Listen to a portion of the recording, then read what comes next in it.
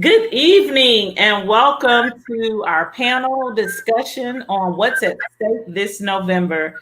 I'm your host, July McShay. I am joined tonight by two fantastic moderators. We have attorney Robin Burgess and Mr. Ray Shackleford. And our partners tonight are NAACP Brazoria County, Alpha Kappa Alpha Sorority Incorporated, Psi Mu Omega Chapter, and the Houston Area Urban League. And so I want to thank our partners for providing this excellent adventure, because that's what tonight will be. It will be an adventure. And we have a beautiful group of panelists who will bring so much information. So what I want to ask each and every one of you who are viewing this right now, I want you to begin to share, tag it to your groups, begin to share this, because this is information that you don't want to miss. But for those who have still not voted, this will be good information for them to let them see why we must vote, what is at stake on this ballot. Election day is next Tuesday here in Harris County, Texas. Early voting is still going on as it is around the state of Texas, but it ends Friday night. Tonight, voting goes until 10 p.m., as well as tomorrow till 10 p.m.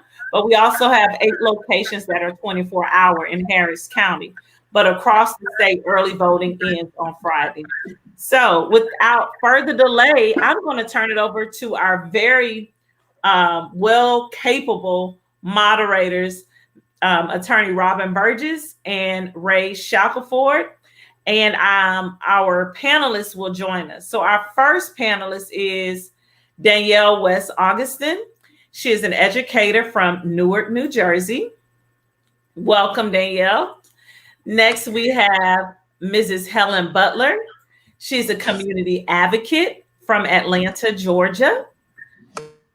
Next, we have Jonathon Lewis. He is a community organizer, project manager, consultant. He is a rock star. He is really a dynamic young man. He's from Houston, Texas, and he's with the NAACP, our national office.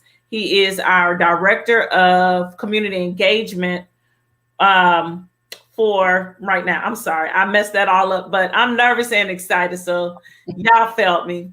Next, we have Greg Clay. Greg Clay is a moderator. He's a moderator, a panelist. He's a mentor. He's a consultant. He's the man in Atlanta. You know, he does a lot of work for around helping our young people in the Atlanta area move forward with their careers. And I really appreciate the way he galvanizes the youth. So thank you for joining us. And last but not least, we have attorney Derrick Reed. Derrick Reed is a rock star here in Southeast Texas. He's the first African-American elected to Pearland City Council. He recently ran for congressional office. We know he's going to do it again, but he's also a dynamic attorney here and businessman and community advocate. So welcome to everyone to the NAACP community, to our panel discussion tonight, what's at stake. So now I'm turning it over to the moderators. All of you watching, just continue to share, sit back and relax. Thank you for that, July, and good evening, everyone. Good evening, Robin. How are you doing? I am well. Thank you so much. We have come together this evening to form this dynamic duo. And as July was giving those introductions, we have an esteemed group of panelists. We have much, if not all, of the Divine Nine represented this evening. And so getting right into the conversation, the first thing that we want to talk about tonight, as we look at, what's at stake from the election, is gerrymandering. And so we just finished up the 2020 census for the majority of the country, at least based on the reported households. They were saying that we got about 99%, give or take, of the households counted. And it's important to note that reported households are basically the ones they already knew were on record, people that they knew were here. And so there's definitely some people that were not accounted for in that. And so one of the things that comes after the census is redistricting. And one of the things that we've seen that have negatively impacted our community as a result is gerrymandering. And so, Brother Clay, if you would, just kind of break that down for us. What is gerrymandering? Yeah, well, thank you so much for having me join this distinguished group again. And I'm excited to have this conversation. Gerrymandering is when you have a political party that takes it upon themselves through the process of boxing out communities that have been disenfranchised, boxing out communities that have had elected representation strongly represented on one side or the other. And they're taken advantage of based off of who or what party might be in office across a particular state or city, municipality, because we see that a lot of our legislators will have some decisions to make when it comes to the information that comes back from the census. You know, we've had so many of our communities across this country playing offense to get our neighborhoods and communities to complete the census. Really, as we look forward to the latter part of this year, and also as committees and decisions are made, we've got to play defense. We've got to work with our folks, our elected officials, our state legislature especially, to have folks in the room. We've got to build coalitions to support those elected officials and those committee members that will be at the table to negotiate and really apply pressure internally and externally so that we know that we continue to be represented in our neighborhoods and our clusters throughout the country. For us in here at Atlanta and also Georgia as a battleground state, we're having some very, very candid conversations about how our communities have changed over time. And while we know the census will reflect that, we've got to make sure that we lean in and make sure that our representation doesn't flip or get screwed to the other side. No, I think you articulated that very well. And now I want to, kick it to Mrs. Butler, because I know she is a wealth of knowledge. And so I would ask, when we look at gerrymandering, in your experience, what are some of the negative impacts we've seen as a result of it? And how can we instruct our community to get engaged so that we can protect ourselves, at least to the best of our ability, as these lines are being drawn in this redistricting process? Ms. Butler, we cannot hear you. I got it. Oh, okay. Yes, ma'am. I forgot to unmute. Thank you so much for having me. I'm glad to be here, be a part of this. And I tell you what it means, of course, as Mr. Clay said, we're getting ready to really determine the representation that we need. And what I found so often in this work of redistricting, and what it's called is redistricting, drawing those political lines to have people that represent you. What we find most often are people will put certain classes of people together to either dilute their strength, their voting strength, or either pack them in a certain district. And, you pack a whole lot of people in a district. For instance, Black people, you pack them in one district, whereas they could be 2 or 3 districts, and you pack them in one district. You draw it so that their voting strength is diluted and they're not able to actually exercise what they normally could exercise in terms of getting the right representation. So they either crack it, dilute your strength, or either pack you in. But the most important thing for us to be engaged in at this point is to really draw our own fair maps. We need our communities to come in and draw the maps. In Georgia, the legislature gets to draw. And political people are going to draw, whether, I don't care what party you belong to, whether you're Democrat, Republican, Green Party, Libertarian, Independent. People try to draw the lines to protect their incumbency in that seat. So it may not all the time represent what is best for the people in those districts. So we're trying to educate people, number one, to draw our own maps. And we want to have an independent redistricting commission that doesn't have the political parties making the decisions about how the lines should be drawn. So those are some of the kinds of things that we can do. First, get legislation that says we need independent redistricting commissions that are made up of a diverse number of people who can draw lines that will be fair maps and will represent the people and not do it. We have to also watch, because in Georgia, what they did was, even though it's only supposed to be done after the census, we found legislators get together and do their own deals so that they can draw themselves little districts to put out. For instance, in Henry County, one of the legislators wanted to keep his high school in his district. So he wanted to pack the Black people all in one district and allow his high school to be in his district so he could retain incumbency. Whereas if you didn't do that, the Black people could have had more representation in different districts. So we have to be engaged,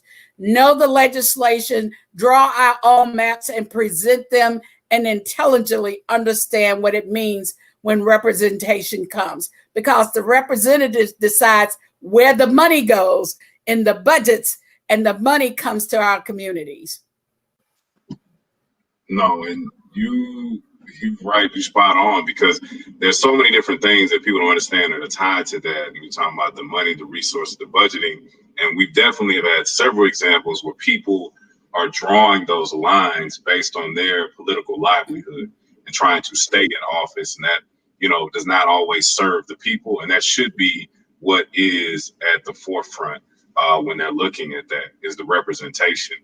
And, right now we've been in a number of different legal battles between the Urban League and the NAACP around voting rights.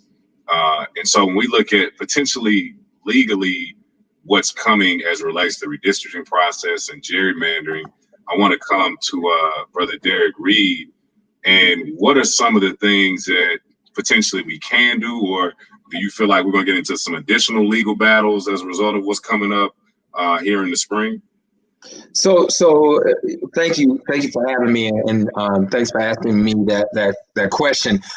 So a few things. There's been cases and cases that have helped to limit gerrymandering when it comes to race. And up until, I want to say, the 90s, it was I guess, quote unquote, legal to politically gerrymander, right? I guess there weren't too many successful cases. Now it's illegal to politically gerrymander. And then also it's against the Equal Protection Clause for any district to be gerrymandered based on race, right? And so I know it was mentioned a little bit earlier that, sometimes gerrymandering is done in order to maintain a certain status quo when it comes to that incumbent. Maybe that incumbent lives in a district that is predominantly African American, and so that incumbent wants to make sure that his or her district stays that way, right? Well, that's illegal. He or she can't do that to keep everybody in that district Black. Right now, here in Texas, not gerrymandering, but redistricting is a very hot topic. It's going to really depend on how our state house changes. If we get, the number of representatives that we need in order to kind of balance out the parties in the state house right now, that's going to dictate really how we move forward. Our state legislature, and I guess it's like this in Georgia as well, draws the lines not just for themselves, but they draw the lines for our congressional districts, right? And so right now in Texas, we have 36 congressional districts. 23 of them today are Republican, 13 are Democrat, right? And so that can remain the same or get worse depending on how this election turns out for our state house. I'm glad that it was mentioned. I didn't want to be the first one to say gerrymandering is not just based on race. It's also based on politics. I mean, and it doesn't matter which party that you're in. It's based on politics. That person wants to stay in power. And so, it's important for us and what's at stake right now, important for us, specifically us as Black people, to go out and make sure that person that is representing us is really representing us and representing us to the fullest, not just concerned about their own individual welfare when it comes to their reelection or them maintaining their seat.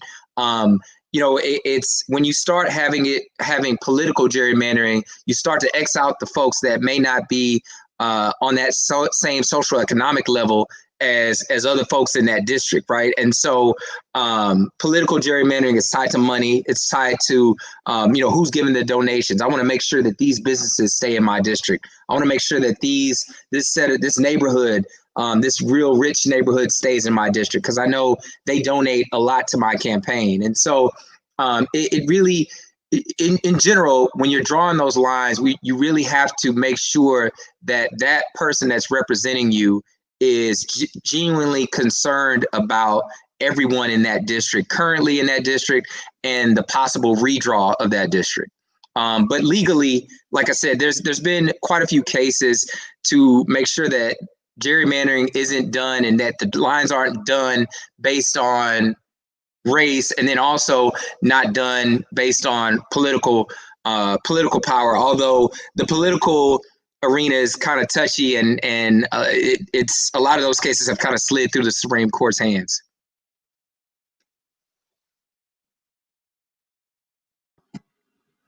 Thank you for that, Derrick. And now we're gonna shift gears, and I'm gonna hand it over to my teammate Robin. Okay, thank you for the pass off.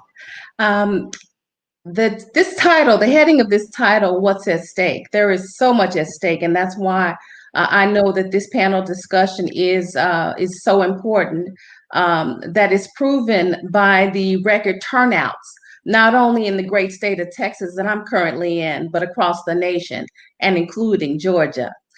As we know, back in 2013 in the Shelby County v. Holder case, spirit out of that, there were many laws that some deem term voter suppression. And the counter to that, some people argue voter suppression is a result of voter fraud. But right now we're going to talk about voter suppression because that is very important in terms of not only who's voting where, but making sure every vote is counted. I think I'm going to start with you, Mr. Clay, if that's okay. Now, in terms of voter suppression, can you tell us what are some forms of voter suppression and how does it rear its ugly head? Oh, we've seen it in extremely blatant ways here in the great state of Georgia, from purging folks from the polls, from misinformation being distributed, to poll locations on the day of.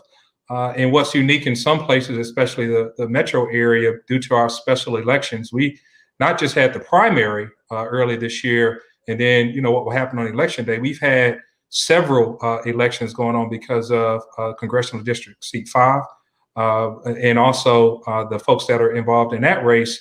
We've seen these different races that have kind of popped up, and so we've seen some very interesting practices happen across our state. We've got organizations here fighting legal battles. And so not just conversations at the county level with county officials, but to the judicial branch, you've got folks advocating for us and winning lawsuits and suing the state, and folks really applying pressure from across the board. And so our message to folks, especially our young folks, is to stay vigilant. It is to continue applying pressure with your ballots. And that's, I think, why we've seen so many numbers related to early voting, not just in the state of Georgia, but across the country. Suppression around those that typically vote absentee, which we know a lot of our folks do. And especially during this pandemic, we saw it in our face, not just here in the state of Georgia, but also across the country. And so early voting and the flexibility around that has made it a lot more easier for us to push people to the polls. And we've seen a difference in that because of the record numbers of early votes. And so while folks are trying to deny us, we are, again, staying vigilant, especially here in the Metro Atlanta area, to motivate young folks, to motivate our seniors and everyone in between. Okay, thank you so much. And you mentioned purging roles in terms of purging. Let me go to you, Mr. Lewis, in Texas here. Is that also a problem? And also, if you can just let the listeners know, what does that mean in terms of whole purging of roles? What does that mean? Yep, thank you. Thank you. So happy to be here with everyone. And so, as we know, purging the roles, meaning that the state can go in and take people off who were once registered voters and now can take them off, and they're no longer registered voters, right? And we know that they will have to re-register, and oftentimes those people will find out a little too late, or when it's too late, that they aren't registered to vote anymore. And that comes from missing once so many elections that the state can now purge them off the rolls. And so that is a key factor here in the state. And as many states are starting to have already and start to adopt that process as a form of voter suppression, to make sure that everyone that we worked so hard to register to vote, that they can take them off their vote, the rolls to once vote again. Okay, thank you so much. And along that lines, and you mentioned in terms of the record turnout, and of course, we know that a lot of the voters are, in addition to voting in person, they're also voting by mail. And I'm going to come to you, Attorney Reed. I can tell in terms of, and it's not just in the state of Texas, I believe that it's throughout other states in the country as well. But it's my understanding that there's something in terms of signature verification when it comes to the voting by mail, and all votes may not be counted, even though you've registered to vote. You've actually requested this ballot by mail. You have completed that ballot and turned it in, and yet it's not counted. Tell us about that. Can that happen, Mr. Reed? I mean, not only can that happen, it is happening, but even going back even further than that, I mean, from a voter suppression standpoint, when you talk about voting by mail, here in Texas, and this is, I guess, nationwide news, our governor has basically come and said that every county can only have one drop-off location for mail, which is ridiculous. In a city the size of Houston or Austin, Dallas, Fort Worth, San Antonio. I mean, these major cities that are top 10 cities in the country can only have one drop-off location. What you're telling voters, specifically, the elderly that typically vote by mail, is that they got to drive, to make sure that their ballot is dropped off. And in Houston, they got to drive up to, 30, 40 miles away, depending on where you live in the city. And so more than just signature verification, I mean, there's been no real change, no significant change since we were first given the right to vote, right? And I mean, every single presidential cycle, it seems like it's something different. If it's not one thing, it's another. And so, voter suppression is very real. It's a very real topic, but not just a very real topic, a very real issue that needs to be addressed, and hopefully is addressed when this this coming administration Biden hopefully and addresses it immediately, and not have it be something that's always left in the hands of the state or just locally, or however it is. It needs to be addressed, and it needs to be taken care of. We've been fighting this thing for too long. Specifically, the NAACP has had a hand in fighting this, and the Divine Nine, and just folks on this call have definitely stepped up, to fight voter suppression in different places. But to answer your question, Robin, I'm sorry. Yes, signatures. I mean, the signature issue is very real. It's very real here in Texas. The signature verification issue is very real here in Texas. It's just another way to find a way to stop people from being not just voting, but being encouraged to vote, right? And so I was on a panel last week where the question was asked, what do you say to folks that say, I'm not going to vote? Well, if they say they're not going to vote because their signature needs to be verified, or they got to drive all the way out to Reliant to drop off, 40 miles to drop off their ballot, you try to encourage that person, but you can kind of see where they're coming from. I'm not advocating for it, but you see where they're coming from. I think, the other piece of that too, just jumping in here for a minute, that we don't talk about, because we look at it and we say, oh my gosh, it's so great. Our people are coming out to vote. They're out to vote. Are the voting lines themselves? That's a form of suppression. No way should a community that has thousands of people maybe have 2 polling sites, right? And so you have people wrapped around blocks. And so they stand in line for hours on hours, waiting for their opportunity to vote. Well, in many communities, especially communities of color, those very people have life obligations that they have to attend to. So you're disenfranchising me by having me stand on this line. If I have to go to work and I have to feed my family, which one am I thinking about? Am I thinking about making sure food is on the table, or am I thinking about standing in this line for up to 4 and 6 hours? And we've heard that across the country. Here in New Jersey, we haven't had these lines this time around because it was an all mail-in process. But our neighbor next door in New York, people have been standing online since they started early voting on Sunday. And they've been online for up to 4 and 6 hours. So that's a real issue when we think about voter suppression that we really need to start talking about. How do we increase the number of polling locations so that people are not standing online? Or maybe it's just a number of machines at a Exactly. location. And so people if I can. Oh, please, absolutely. I'm sorry. I wanted to add to that conversation because, here in Atlanta, we had a corporate partner in the State Farm Arena and also the Atlanta Hawks that opened up the stadium, literally where the Hawks play basketball, and turned it into one of the largest this probably is the largest voting precinct in the state for early voting. I did early vote down there as a poll worker that wants to vote early.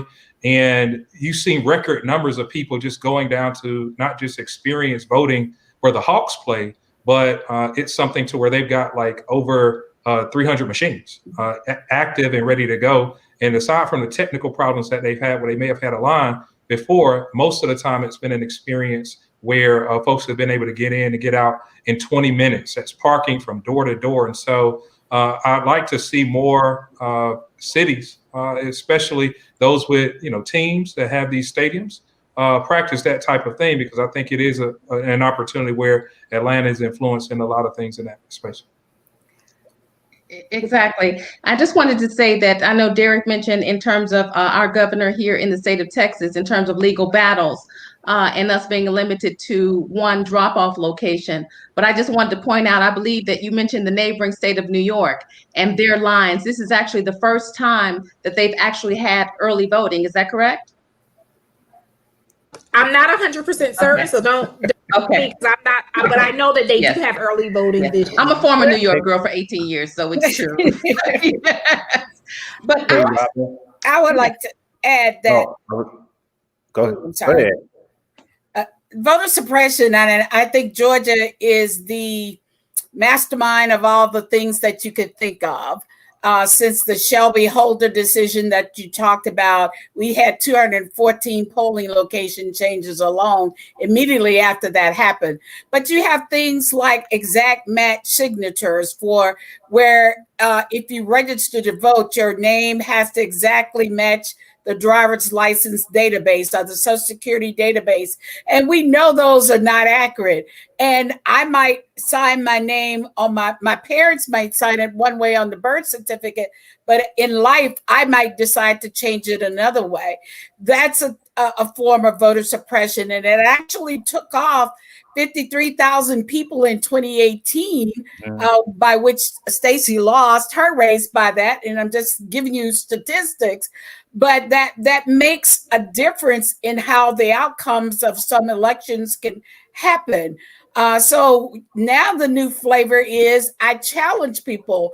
Hancock County is a 80% Black county with a white board of elections that decided they wanted to challenge the eligibility of people. They had the sheriff actually go around serving people with a notice saying that if you don't come and prove that you live at this residence. So voter challenges, that's another way of voter suppression, trying to make sure take people off the roll when in actuality they're already eligible. We have right now a case in Fulton County where one or two voters are challenging 14,000 voters to say that they're not eligible to be able to vote in this election cycle, even though they may have moved within the county and would still be eligible to, but they're challenging that person's eligibility. So those are some of the new techniques you've seen photo ID some states that have been implemented. Changing the process of how elections are administered. just so it keeps people from being able to exercise their right to vote. Those are voter suppression tactics that are being deployed. I mean, to prove your citizenship, you have to have a birth certificate, or you may have to get a lawyer involved. So that's a poll tax, just like they had back in the 60s, where people are having to pay exorbitant fees in order to be get their right to vote or prove that they're eligible to vote. So those are techniques that are being used to keep people from exercising that right to vote. Yes. Yeah, Thank I you. wanted to add to that, and I think this conversation is so great when we talk about voter suppression. And it reminds me of a couple of things. One is you can't have this conversation without talking about voter intimidation, right? Mm-hmm. We know that is real.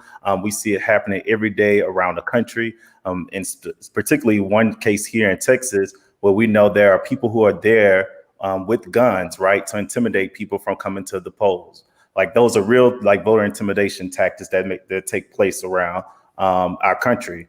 In addition to that, what this brings me to is thinking about how this is nothing new, right? We know this has gone on for years. We know that when Black folks got the right to vote and during Reconstruction, where more Black people began to hold political power, that most white people decided to say that we have to shift this, right? And they started intimidating Black people, right?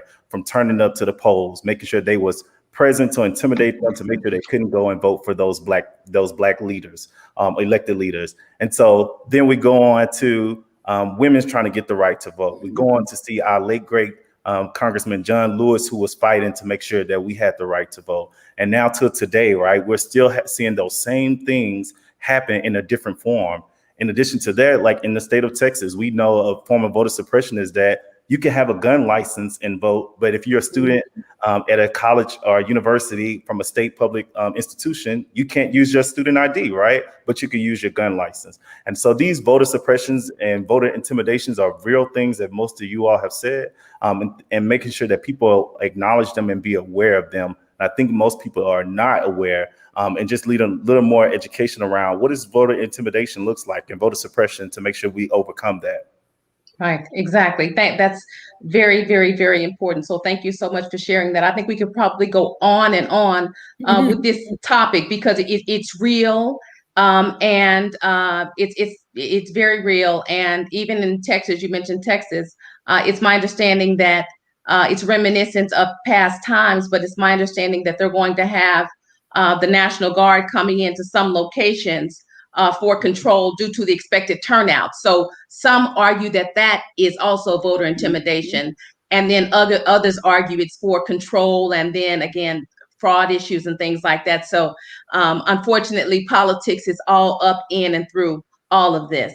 Real quick, if we before we go to our next topic, Mr. Clay, can you just tell us what happens? So what happens if I go to the polls and I believe that I am a victim or I've been affected by voter suppression? What do I do?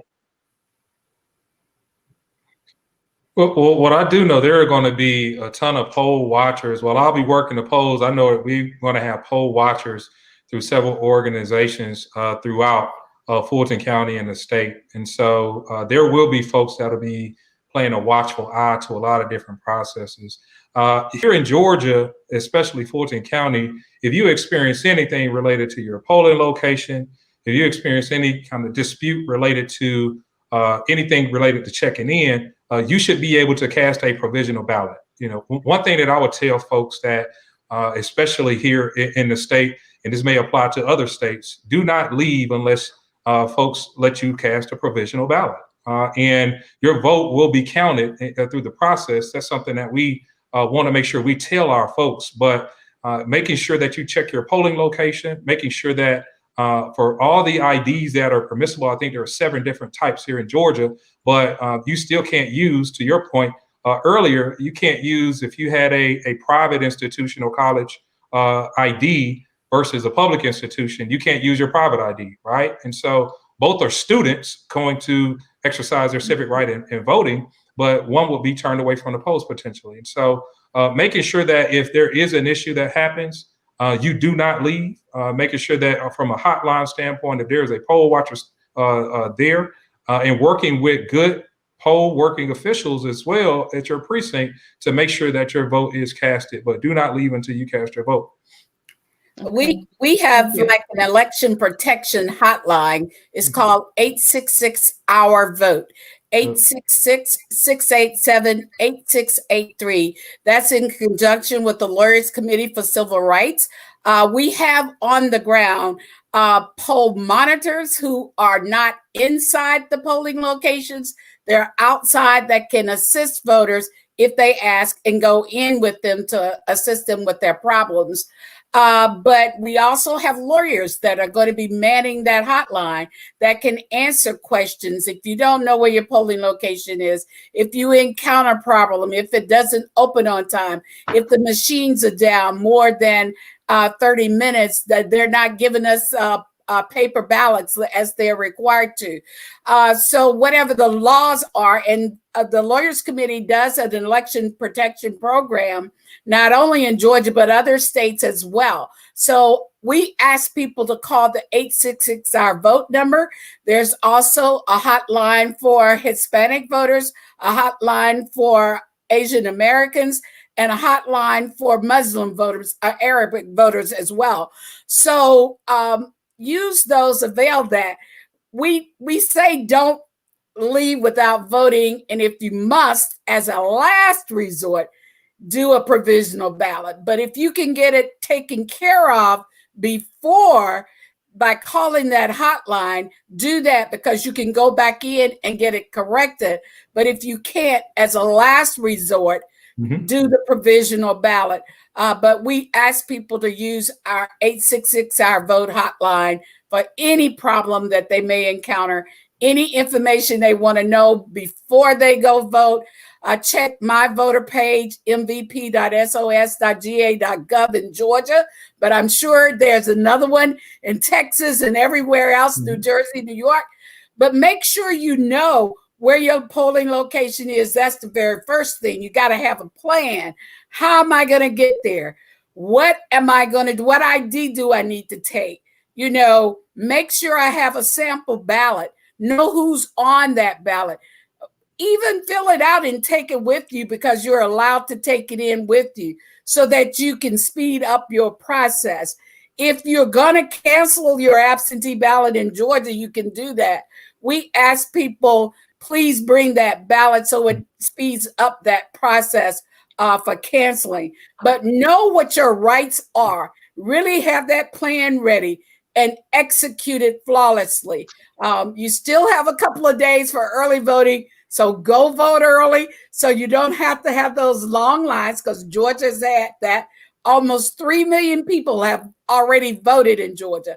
So we want to make sure that you have that plan and know what to do. But if you encounter a problem, call our hotline. And I want to add to that as well. I'm sorry. I'm sorry. Go ahead. Much like Ms. Helen said, have a plan. And I think it's very crucial that no matter what state you're in, you figure out what are your state laws around voting. Because every state has something different going on, especially right now for this election cycle. So here in New Jersey, we're all mail-in ballots. Provisional ballots the day of. You can do provisional ballots in person. But again, it is a provisional ballot and not the same as the mail-in ballot that you received. So I think, everyone at this juncture, because we're in the 9th inning, the election is next Tuesday. If you have not voted, brush up on your individual state requirements, identify where you fall in that plan, and get your plan ready to go and get to moving. If you have a mail-in ballot for a state that the ballot has to be received before the election day, it's not counted after the fact.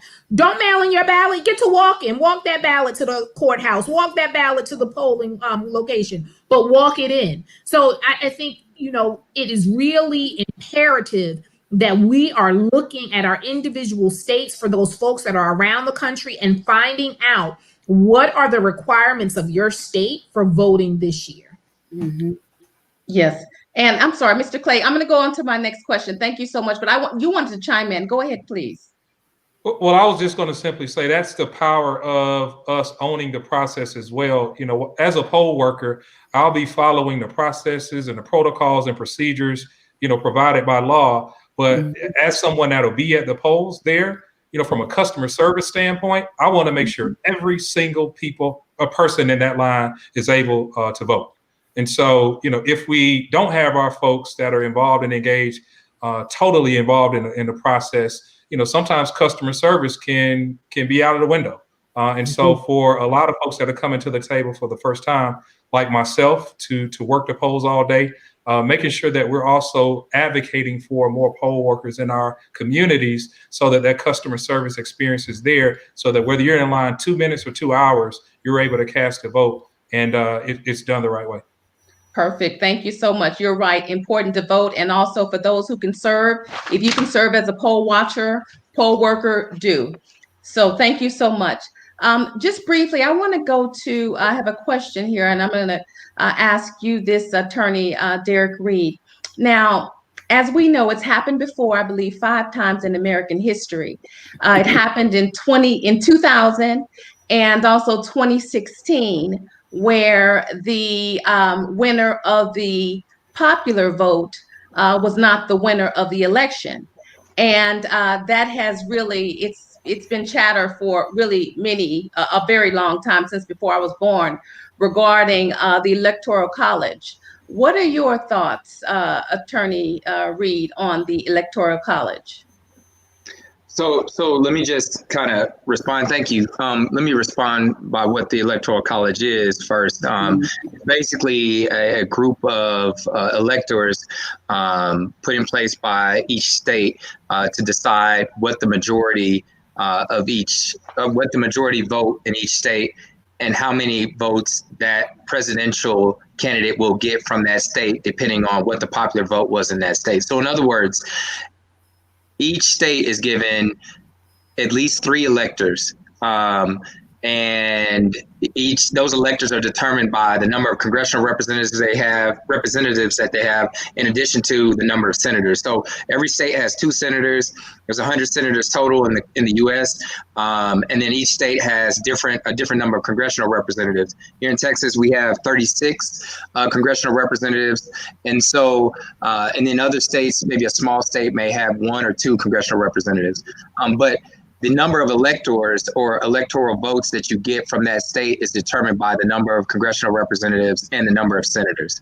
For instance, Texas, I guess historically has always been a red state. And so what that means is the person that gets the majority of the majority of the electoral vote from Texas has always been Republican. The candidate that gets the majority of electoral votes from Texas has always been Republican. It's somewhat confusing because this system was put in place just for the presidential race. These electors come together every 4 years to decide, who's going to get the votes from their state. They typically go in line with what the popular vote is from that specific state. And so the popular vote, again, to Texas has always been for that Republican candidate. The way that someone loses the popular vote, wins the popular vote, loses president, is because, their electors have chosen to vote for a specific candidate, even though they may have won the popular vote in that state. That's the only office that's like that. And the reason why it was created was to disenfranchise any influence on the popular vote that a candidate would have historically. I don't know that really, I guess I don't agree that really holds true anymore, that people or that candidates, big candidates like, presidential candidates are able to disenfranchise voters. Our voting system is a lot different than it was, hundreds of years ago. And so I'm not really sure how long the Electoral College will last. But again, it was put in place, in the Constitution. And so it's something that we have followed for a number of years. I'm glad that it's only the presidential race that's like that. Everywhere else, or every other candidate, every other position, every other office down ballot is all popular vote. And so it's very possible, for instance, here in Texas, that you have, congressional leaders come out of one party and win in districts that they hadn't historically won before, that party hadn't historically won before, but then another party gained the electoral votes from this state. So that's how it works. I know it's somewhat confusing. Folks are like, well, wait a minute, if I'm casting my vote for president, I want that vote to be, I want that vote to represent who's going to be in office.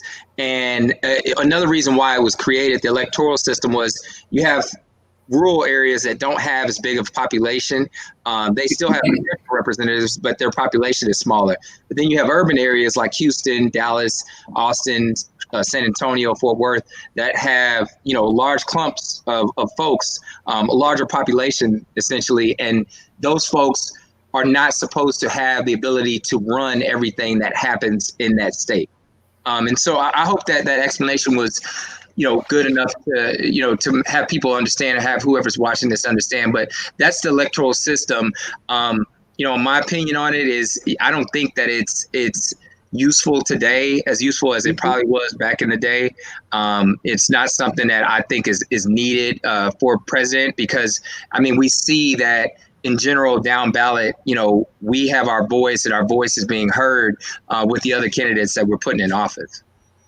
Okay, perfect. Thank you so much. That, if I can just, Attorney Reed mentioned in terms of the, I believe the magic number is, in terms of vote, the number is what, 270, right? 270, because that's half of the 538, correct? Yes. Yes, majority plus one. And just for the breakdown, is 435. That's because of the representation, congressional representation, the 100 senators, and then it's my understanding that it's the 3 representatives from the District of Columbia. They're technically they're not a state. It's the District of Columbia, and so that's that number 3 there.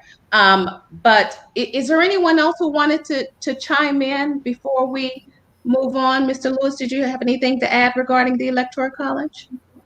Yep, I just want to say, thank you, Derrick, for explaining that so well, because it definitely confuses a lot of people. And to me, personally, it sounds like another form of voter suppression for whatever reason. I don't know. It just sounds like that. But I think it's so important. I'm glad we talked about this, because one, we saw in 2016 that a lot of young people who was engaged in the electoral campaign and went out to vote were simply upset about the Electoral College, right? And saying, how is it possible that, you got the majority vote, but the Electoral College dictated who wins. And so I think that discouraged a lot of people. A lot of people were super upset about that. And like Derrick said, we hope to see, or I don't think it will be around long, for a long time, because it definitely needs to be revamped. Okay. Especially since we don't think about who selects those electors, right? Who are those electors? What do they look like? Who do they really represent? That becomes another question. I think that is on a lot of people's minds, or should be on a lot of people's minds, around how electors are even selected and who they are, because they are ultimately deciding the fate for areas in the fate of our country at times, as they did in 2016. And we had a popular vote that was, for one candidate, but another candidate won the Electoral College. Can I just tell you, you said a mouthful there. Now, the reality is that when we go to actually vote, we've been doing it since October 13th here in Houston, and election day is on November 13th. And even though we have Joe Biden representing the Democratic Party, and then we have Donald Trump representing the Republican Party, and we're selecting one of the 2 names or one of the third-party candidates, the reality is that we're not voting for those candidates. So under the electoral system, what we are voting for is we are voting for those electors. And the number of electors are determined by the number of representatives that you have. So you're right. In reality, the question is, who are those electors? And what I would challenge you, those panelists and those listening at home, take a minute and go back and look to see who are those electors. I've actually done it.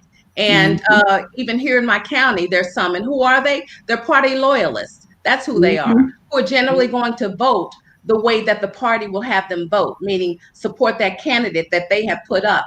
for nomination. I just wanted to say that because that's a very important point. But just moving on, I know that Mr. Shackleford is very strong and very big on education reform. So if you can just take it away.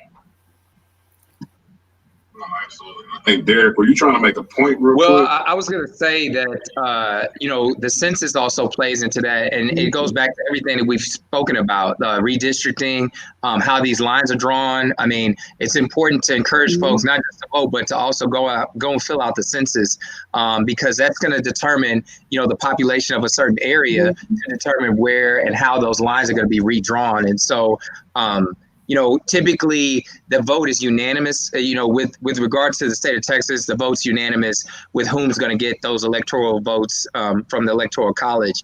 And like I said, historically it's gone to the Republican Party with regard to Texas.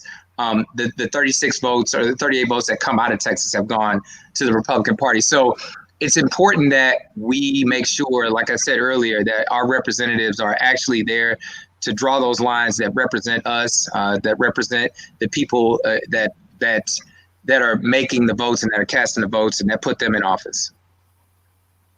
No, absolutely. And as Robin mentioned, we are shifting gears once again in terms of the topic. And looking in the comments, people are definitely loving the conversation, the information they're receiving, and they're learning a lot. And so it's apropos that we are shifting to the conversation around education and specifically education reform.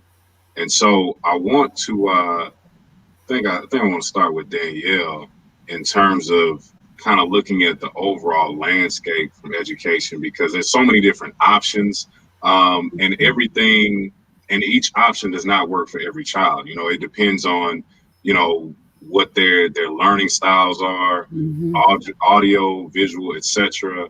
Obviously, it's a huge topic in our communities because we've seen instances via gentrification where historically Black schools, etc., are impacted. And so, you're one of our education experts. I wanted to hand it over to you just to kind of like lay the foundation for what that looks like.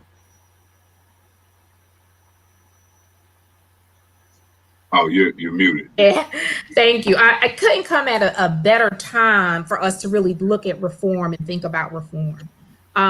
This pandemic has very stark realities to light, but they were realities that our children have been living with for generations at this point, right? Which is the lack of access.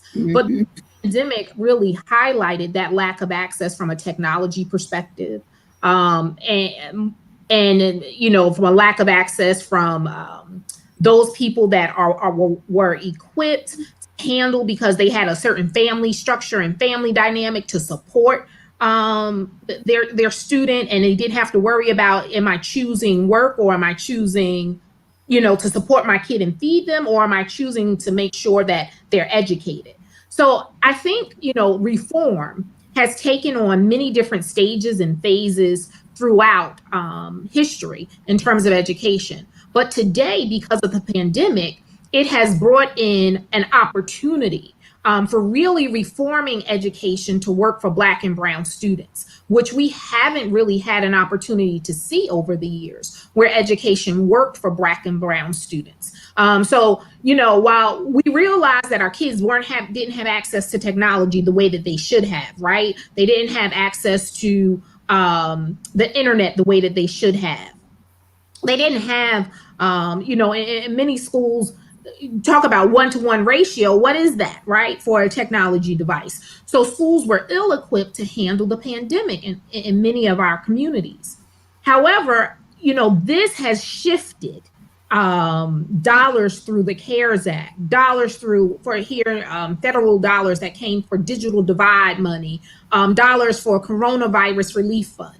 So it really is an opportunity that we can make sure that we bridge that work that we do with the federal government and ask the federal government to make sure our communities that are supporting our students have an opportunity to receive the kind of dollars that are really going to create and affect change. So this whole conversation tonight, when we were talking about politics and we're talking about shifting and gerrymandering and voting districts and redistricting and making sure that we have congressional representation, that directly impacts our schools, because guess what? Who's fighting for you to make sure you're getting those federal dollars that will eventually trickle down to your individual buildings? So a lot of our coronavirus relief funds, the majority of them came from the federal government. So those federal government dollars are really now put us in a position to change the playing field, change the dynamic of what it looks like for our kids. So where a kid left school in March and they didn't have a device, guess what? They came back in September, and in many places we were more equipped to make sure that they had a device. Those homes that weren't equipped with internet access and left in March, when they came back in September, we had put things in place. There were different cable companies that were working to make sure that families had internet access at a low cost. Because at this point, really, internet access should be a public utility, because you can't survive and you can't navigate and have the kind of access that you need without it. So, I really think that this dynamic of the pandemic, as awful as coronavirus is, because it has affected our communities way more than it has affected any other communities, it also can be a game changer for what our educational system looks like. And then we were fighting the pandemic around the murders of George Floyd, Breonna Taylor. So we have this social unrest pandemic happening, right? That's an opportunity to really start thinking about, how are our kids treated when they're educated in our schools? The majority of the teacher workforce here in America, about 80%, are white women. But the overwhelmingly number of students that sit in seats are Black and brown students. So it gave us an opportunity. All these things that are happening are giving us an opportunity to really talk about, well, what does the curriculum look like that our kids have before them? How do we impact and make real change that's going to benefit our students? So instead of us having a curriculum for a social studies class that's just going through all the world wars, and World War I, World War II, and then jumping into slavery and going over it one chapter to talk about slavery. No, what does a curriculum that talks about the beauty and the brilliance of our people look like? And to ensure that we're liberating our students. Many of the, at least here in New Jersey, school districts are mandated to do what we call the Amistad Commission. And the Amistad Commission is to talk about African-American history, but it doesn't happen in schools. It's like one of those legislative pieces, it's on the books, but people really don't implement it. So this is a time, because we see everything happening around us, that we really can harness these situations and use them as opportunities to make real education reform and change, right? Let's flip the script on them. Let's, require more of our teachers. Let's make sure that kids are engaged. Too many classrooms that I've gone by when we're in person at times, I sit there sometimes and I say, I'm bored. So I know that the kid is bored, right? Because we're trying to teach back to a system that was not designed for the kid that's a 21st century student. That 21st century student is interacting very differently than we did 30, 40, 20 years ago, sitting in desks, sitting straight. You just taking notes. You're not answering me. They're interacting all day long on social media with their friends and everyone else. It needs to be engaging. So this is an opportunity that we are really able to flip the script if we have school leaders and we have school districts that are willing to do something different and not get bogged down in, it's a pandemic. We need to, make sure everybody has a face mask and cover all those operational pieces. No, let's think deeper than that. Let's think about how are we going to be change agents on the behalf of our students and making sure that our students are able to take it to the next level, and specifically Black and brown students. You preaching, and you have a comment up on the screen, and this is one of the many reasons why you need to vote, because even on school boards, you have people that are making decisions. I think this is a layer of the political system that people don't always see. They get frustrated because they vote for people, and then they don't necessarily always see the resources, but you have to also look at, are they accepting those resources? We had a conversation yesterday around some things that were decided by the Obama administration at the time, and Governor Perry turned those things away. He said, we as the state of Texas are not going to accept those things. And so that's why it's so important for you not only to vote, but vote the entire ballot. And one of the things that you said in your comments is, who is fighting for our kids, who's fighting for education? I know one of those people is Mrs. Butler. And she's been preaching already tonight, and I feel like she has a word on this topic. And so I wanted to hand it off to her. Well, I tell you, education to me is critical for the survival of our communities, our Black children, to be able to compete, not just in the US, but globally. But we have to also think about, while we're looking at this reform, if you look at all of the people who have represented us, those boards of educations that are elected to decide the curriculum, to decide how the money gets distributed to school systems. Well, I can tell you, most of those have, if you look at, I know in Georgia, they have been taking billions of dollars out of the education budget and shifting it elsewhere. So our kids are being left behind because they don't have the right resources. You got to bring the parents along too. You've got to include the parents, because no matter what you say about whether we have broadband, whether we have the hot spots, to make sure if the parent is not there to help that child navigate that process, then it's of no use to them from an education standpoint. A lot of parents don't even know how to operate some of that equipment. So it's got to be bringing people along to make sure, and I agree, that we have to have equitable education, meaning that we have to put the money to those neighborhoods and those communities that deserve the most. We've got to have nurses. We've got to have mental health specialists.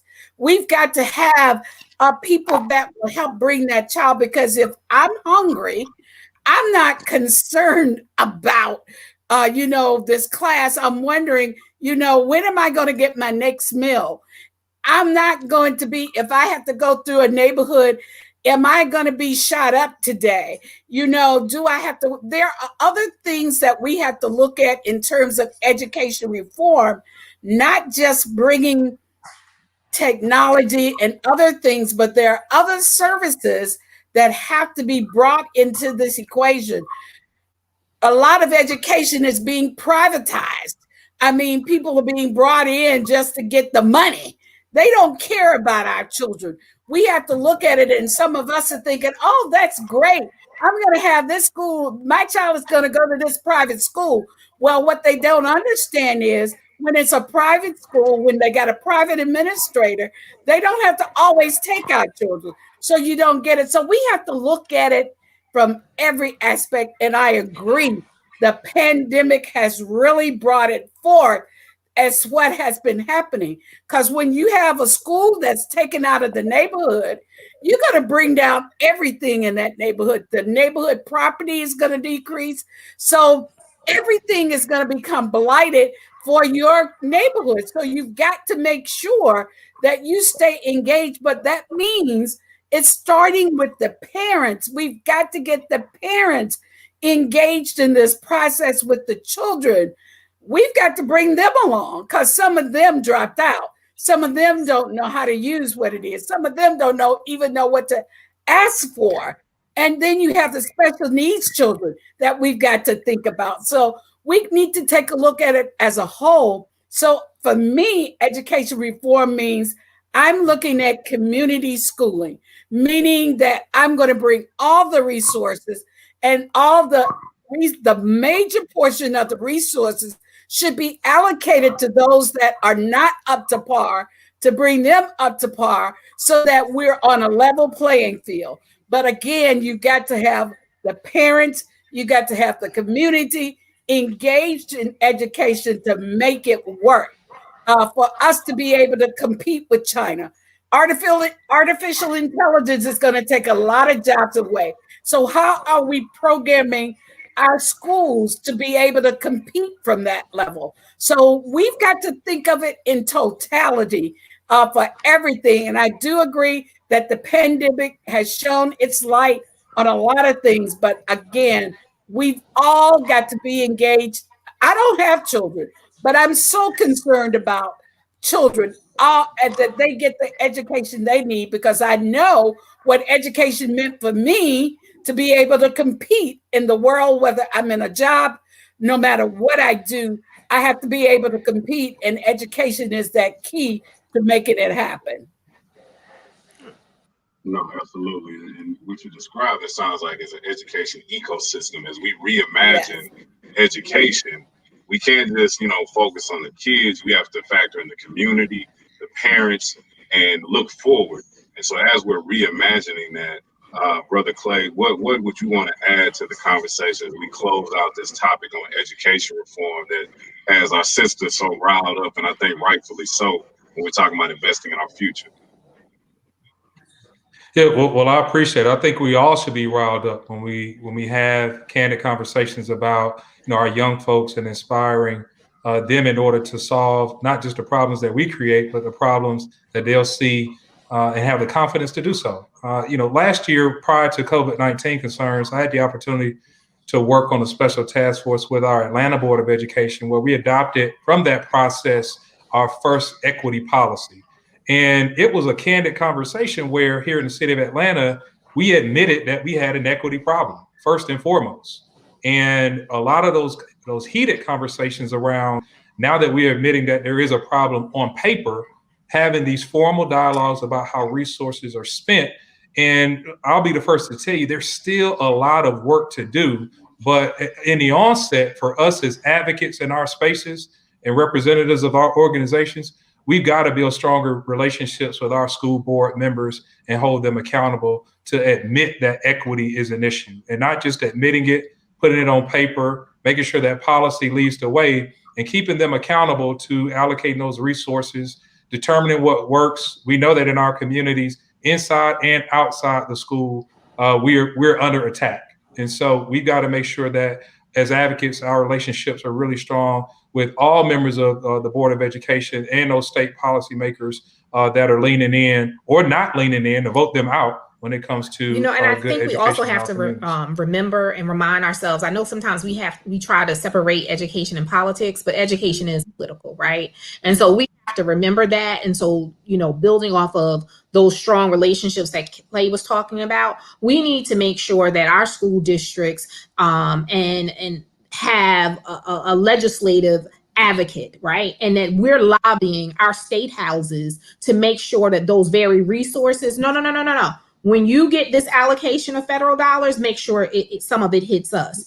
And then from, a property tax perspective, we need to really think about how are we paying for education, because generally right now funding for education happens through property taxes. And in our communities, our properties tend to be undervalued. So the property tax in revenue stream, it doesn't really fund the type of educational system that we need. So these are real conversations that involve politics. So you can't, separate the two. We have to begin to look at both of them running parallel with each other and realize that one affects the other. Because when we don't, and people straddle out here, I'm just for the kids. I'm just about the kids. I don't want nothing to do with politics. No, you have to have something to do with politics, because you can't be about the kids if you're not going to advocate for their best interests. So I think, this was an all-encompassing conversation that really brought it all together to show how we have to be about the business of both. They can't be one or the other. It has to be both. Oh, absolutely. And so as we close out tonight's conversation, I definitely want to thank all of our panelists, but I want to give each of you about 30 seconds to a minute to kind of communicate that last statement in terms of what is at stake in November and beyond when we're talking about this election. I'll start it off. I'm going to say public policy impacts every part of your life. So it's incumbent on us to be engaged. Your vote is your power. So I'm asking you a question tonight, or giving you a hashtag. Hashtag, are you vote ready? And hashtag, vote your voice, because your voice becomes your vote. So it is power. Don't give it to anyone else. Use it. You've got to. November the 3rd, be the change that you want to see in your community. Vote, vote, vote. Absolutely. Piggybacking off of Miss Helen, yes, Our vote is our power. And what's at stake is I have a 1-year-old son, and he's a 1-year-old Black little boy. So I realize that his future, our future, my future is at stake. And if you have, no matter what race, color, creed you are, if you have an ounce of humanity, our country is on the line this time around. It's different than it's ever been. And you know, in 2016, we thought it might be different. In 2020, we know it's different. And so, you know, get out here, make sure that we vote, make sure we exercise that right, because we are going to, if we don't, be impacted for generations and generations to come. That's right.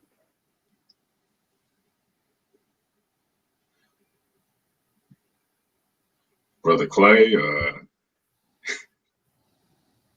I apologize, y'all. Well, my message is simple. It's to stay vigilant.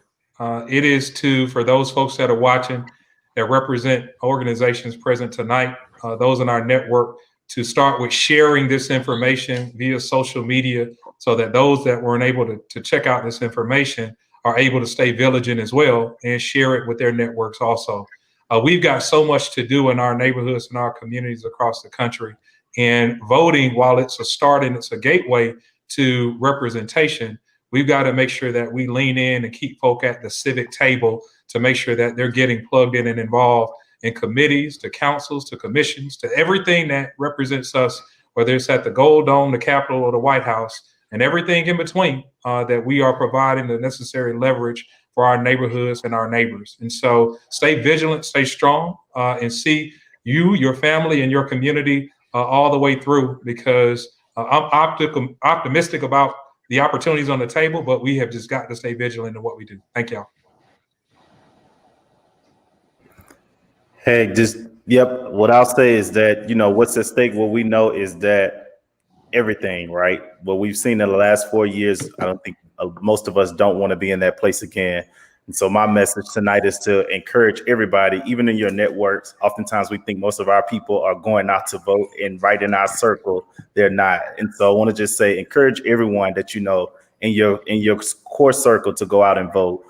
This is not the time to sit around, and making sure we engage our young people in this process. I think now more than ever, especially with social media, that it is the time to uplift young folks to be a part of this process. And so that's my message for tonight, and hope that everyone gets it and making sure that we're doing our due diligence to get others to go out and vote.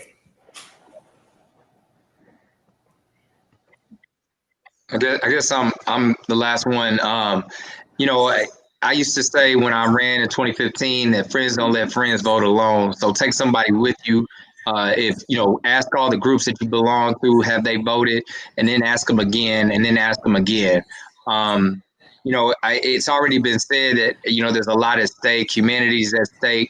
One thing I want to say that we haven't talked about is it's a trickle-down effect. You know, all of these things are dependent upon one another. Gerrymandering is dependent on who's in office and who's going to draw those lines. Whether or not somebody is adequately representing us is going to depend on, you know, us going out there and making sure that our voices are heard.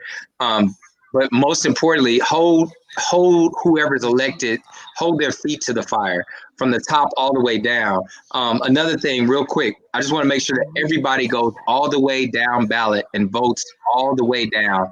I don't care how you vote, but vote all the way down. Vote for your local representatives. The president doesn't draw the yellow lines on the street.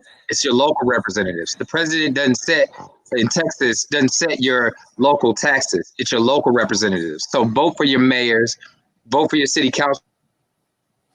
Okay, come on, thing. Oh, shit. Forward who represents your kids and education reform and things like that. no, well said. And it's definitely been a pleasure, you know, learning from you all tonight, moderating the conversation. You know, for me, we've always heard that each election, they say it's the most important one in our lives, but I think every election is the most important in our lives. And this year has proved that out, because you never know what decisions those elected officials will be faced with, because this year, some of the ones they have made are literally costing people their lives. And so if you haven't voted, Please vote anybody that you know. Make sure they do the same, and make sure that your voice is heard this year and every election beyond. Before you all leave, again, for those of you just joining, I was at the top of the hour. I'm July McShay with the Houston NAACP and Alpha Kappa Alpha Psi Mu Omega chapter.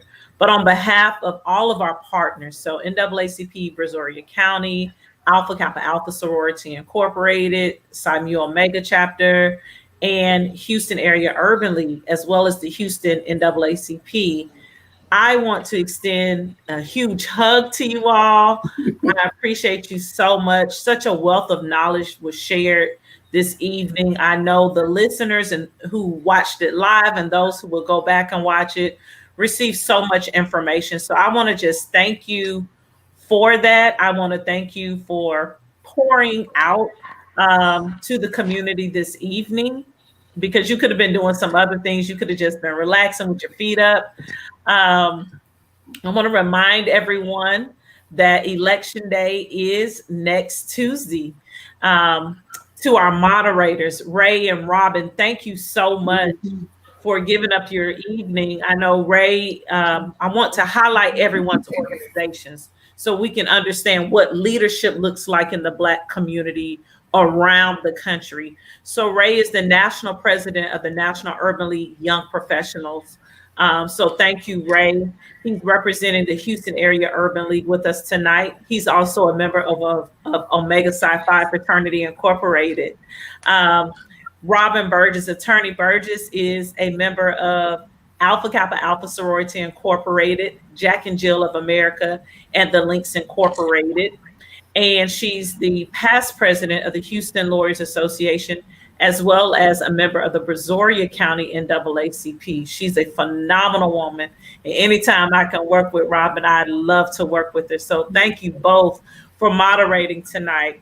Thank you, Mr. Clay and Ms. Butler, for joining us from Atlanta. Yeah, thank you. That Georgia peach flow on here.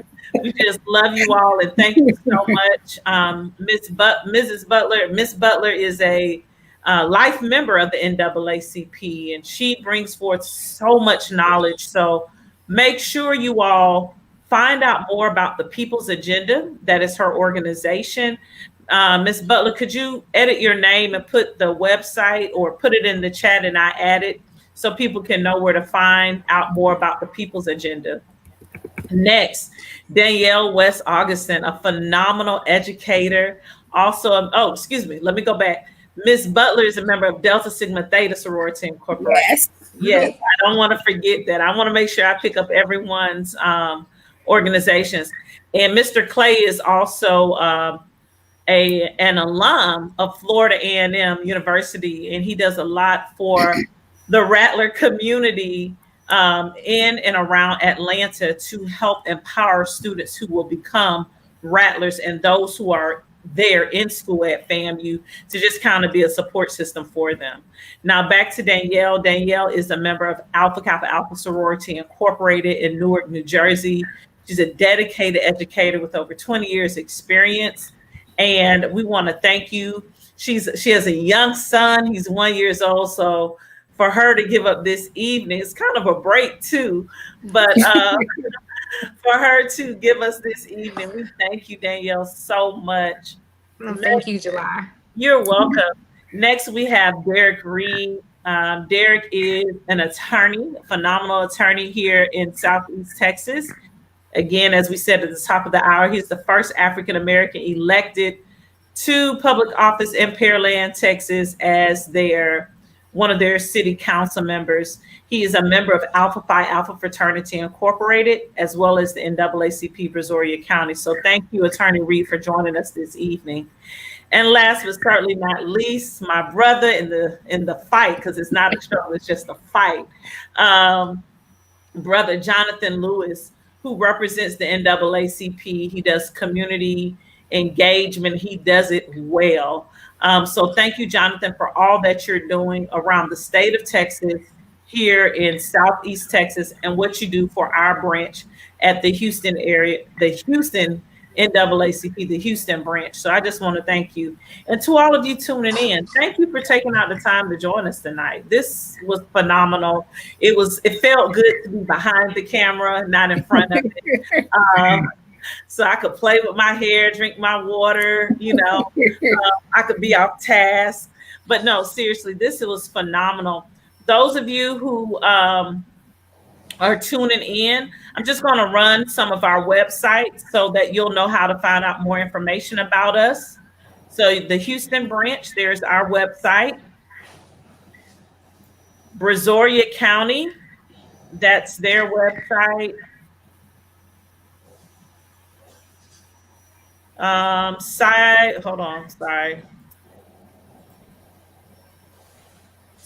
Omega, that's their website. We want to always make sure we highlight our partners.